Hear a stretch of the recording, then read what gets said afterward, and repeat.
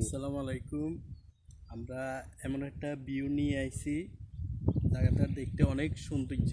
ওইদিকে দেখান, ওই দেখা যা একটা ব্রিজ আছে ছোট, মানে এগুলো দেখতে অনেক সৌন্দর্য। আর এদিকে ধরেন, আর আর আওয়ামী লীগের আমলে মানুষ চলাফেরা করতে পারতো না, শেখ হাসিনা এই ব্রিজ করে দিয়েছে।